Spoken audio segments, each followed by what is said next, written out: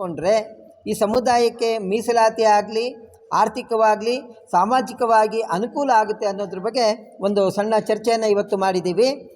ಈ ಚರ್ಚೆಯಲ್ಲಿ ಈ ಒಕ್ಕಲಿಗ ಸಮುದಾಯ ಏನಿದೆ, ಈ ಒಕ್ಕಲಿಗ ಸಮುದಾಯ ತನ್ನ ಉಪಜಾತಿಗಳನ್ನು ಗುರುತಿಸ್ಕೊಂಡಾಗ, ಉದಾಹರಣೆಗೆ ಗಂಗಟ್ಕಾರು ಒಕ್ಕಲಿಗರು ಅಂತಲೇ ಬರೆಸಬೇಕು, ಮರಸು ಒಕ್ಕಲಿಗ ಅಂತಲೇ ಬರೆಸಬೇಕು, ದಾಸ ಒಕ್ಕಲಿಗ ಅಂತಲೇ ಬರೆಸಬೇಕು, ಹಳ್ಳಿಕಾರು ಒಕ್ಕಲಿಗ ಅಂತಲೇ ಬರೆಸಬೇಕು. ಯಾಕಂದರೆ ಇವತ್ತು ಒಕ್ಕಲಿಗರು 3Aಗೆ ಬರ್ತಾರೆ. ಆ 3Aನಲ್ಲಿ 4% ಇದೆ.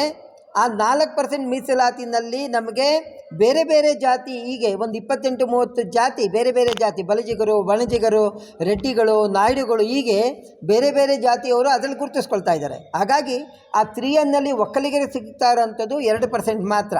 ಆದರೆ ಅದನ್ನಲ್ಲಿ ಏನಾದ್ರು ಮೆರಿಟ್ ಮೇಲೆ ತಗೊಂಡ್ರೆ ಅದು ಸಿಗೋವಂಥ ಅನುಮಾನ ಇದೆ.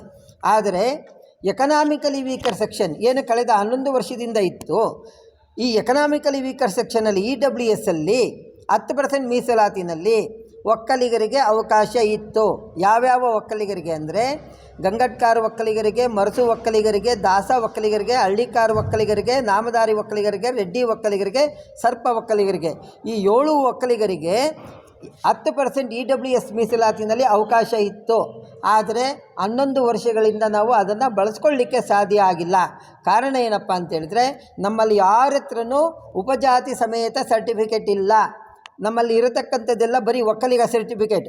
ಕೇವಲ ಒಕ್ಕಲಿಗ ಸರ್ಟಿಫಿಕೇಟ್ ಇದ್ದರೆ ಅದು EWSಗೆ ಬರೋದಿಲ್ಲ. EWS ಅಲ್ಲಿ ನಮಗೆ ನಾವೇನು SC ಕೋಟದಲ್ಲಿ ಕೇಳೋಕ್ಕಾಗೋದಿಲ್ಲ, ST ಕೋಟದಲ್ಲಿ ಕೇಳೋಕ್ಕಾಗೋದಿಲ್ಲ. ನಮಗೆ ಅವಕಾಶ ಇರೋಂಥದ್ದು ಎಕನಾಮಿಕಲಿ ವೀಕರ್ ಸೆಕ್ಷನ್ EWS ಅಲ್ಲಿ ನಮಗೇನು 10% ಮೀಸಲಾತಿ ಇದೆ, ಅದರಲ್ಲಿ ನಮ್ಗೆ ಅವಕಾಶವನ್ನು ಕೊಟ್ಟಿದ್ದಾರೆ. ಅದನ್ನು ಬಳಸ್ಕೊಳ್ಬೇಕು ಅಂತೇಳಿದರೆ ನಾವು ಉಪಜಾತಿ ಸಮೇತವಾಗಿ ಬರೆಸಬೇಕಾಗುತ್ತೆ. ಯಾಕಂದರೆ ನಾವು ಉಪಜಾತಿ ಸಮೇತ ಗಂಗಟ್ಕಾರು, ಮರಸು, ದಾಸ ಒಕ್ಕಲಿಗ ಅಂತ ಬರೆಸೋದ್ರಿಂದ ನಮ್ಮ ಮಕ್ಕಳಿಗೆ ಶೈಕ್ಷಣಿಕವಾಗಿ 10% EWS ಮೀಸಲಾತಿನಲ್ಲಿ ಉನ್ನತ ಶಿಕ್ಷಣಕ್ಕೆ ಅವಕಾಶ ಸಿಗುತ್ತೆ, ಉದ್ಯೋಗದಲ್ಲಿ ಅವಕಾಶ ಸಿಗುತ್ತೆ. ಹಾಗಾಗಿ ಯಾವಾಗ ಈ ಸಮುದಾಯದ ವಿದ್ಯಾರ್ಥಿಗಳು ವಿದ್ಯಾವಂತರು ಉದ್ಯೋಗಿಗಳಾಗ್ತಾರೆ, ಆವಾಗ ಮಾತ್ರ ಈ ಸಮಾಜ ಬಲಿಷ್ಠ ಆಗಲಿಕ್ಕೆ ಸಾಧ್ಯ. ಹಾಗಾಗಿ ನಾವೆಲ್ಲರ ಇವತ್ತಿನ ಒಟ್ಟಾರೆ ತೀರ್ಮಾನ ಅಂತ ಏನು ಹೇಳಿದರೆ, ನಾವೇನು ಒಕ್ಕಲಿಗರು ಖಂಡಿತವಾಗಿ ಈ ಜಾತಿ ಸಮೀಕ್ಷೆಯಲ್ಲಿ ಪಾಲ್ಗೊಳ್ಳಬೇಕು. ಯಾರು ಇದರಿಂದ ವಂಚಿತರಾಗಬಾರ್ದು. ಪ್ರತಿಯೊಬ್ಬರು ಸ್ವಯಂ ಒಕ್ಕಲಿಗ ಸಮುದಾಯದ ಪ್ರತಿಯೊಬ್ಬನು ಇದರಲ್ಲಿ ನೋಂದಾಯಿಸ್ಕೊಳ್ಬೇಕು.